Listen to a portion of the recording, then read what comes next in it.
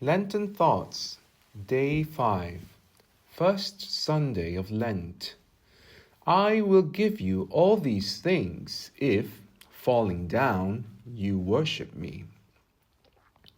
Now Jesus Christ had just been baptized by St. John, and he emerged from the Jordan filled with the Holy Spirit. By an inner impulse by this same Spirit, he immediately withdrew after his baptism into the desert to fast. Through this, he teaches us two great truths. Whoever possesses the Spirit of God would like to retreat and withdraw from the world. And secondly, anyone who gives themselves to God must resolve to crucify their flesh through continual mortification. St. John Chrysostom explains that there are two types of world a Christian filled with the Holy Spirit must abandon: an external world and an internal world. The external world consists of earthly vanities, while the internal world consists of rebellion of the flesh and the disorder of passions. The Holy Spirit urges us to die to both, to the external world through retreat, to the internal world through mortification. Jesus Christ, fasting and retreating in the desert, teaches us to die to the external world through withdrawal. Jesus Christ, fasting in the desert, teaches us to die to the internal world through the mortification of our flesh. Number 1. The necessity of leaving the world. Two major considerations compel a Christian to want to leave the world. The world inevitably makes those who follow it miserable in this life. It is morally impossible for the world not to make them equally miserable in the next life. Do not be deceived, says St. Augustine, by the vain appearances of the world. It conceals true harshness under false sweetness, certain pain under uncertain pleasure, and cruel toil under apparent tranquility. Beneath the vain hope of happiness lies the most cruel of chains. The people of the world are only too aware that their riches, honors, and pleasures cannot bring them true happiness. These false goods may amuse them temporarily, but cannot satisfy them. This is why their souls are always restless, endlessly flitting from one object to another. They seek all things in general, only to reject each in detail. Their lives are nothing but a cycle of desires and disappointments, craving and aversions. They despise by night what they had desired in the morning. What pleases them now will displease them an hour later. The more they seek an object, the more they flee from it, leaving their hearts in perpetual flux and turmoil. This endless oscillation brings continual grief, offering no consolation except the weak pleasure of constant change, a sad and cruel relief, escaping one current misery only by embracing another. The Holy Spirit offers Solomon a striking example of this truth.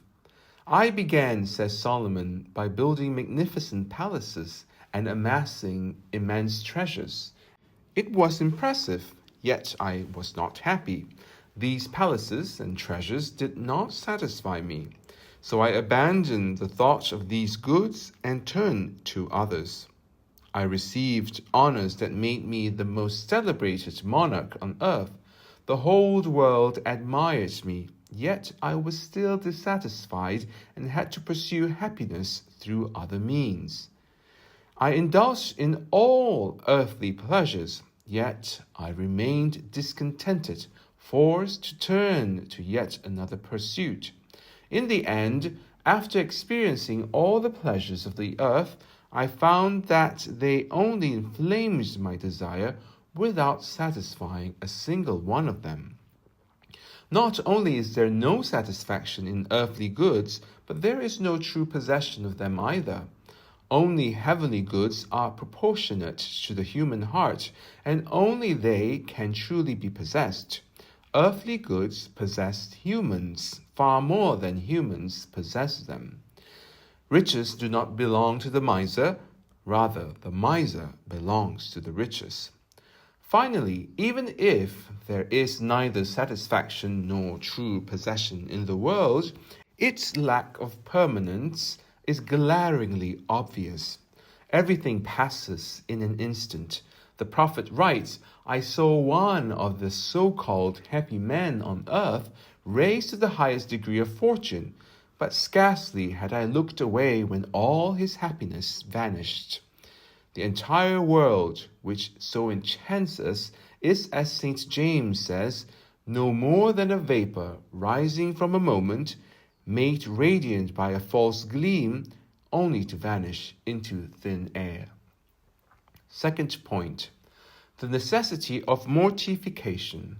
The Son of God does not content himself with leaving the world and retreating to the desert. He also suffers, fasts, and mortifies his flesh. This teaches us that it would be useless to separate ourselves from the external world if we do not also mortify our internal world by subduing our flesh and passions. The Gospel's descriptions of Christians show clearly that they are obliged to live in continual mortification. Christians are called crucified men, dead men, and pilgrims. In each state, whether crucified, dead, or on a journey, mortification is still essential.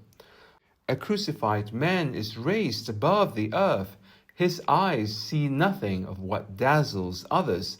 His hands are fixed, and his heart is insensible.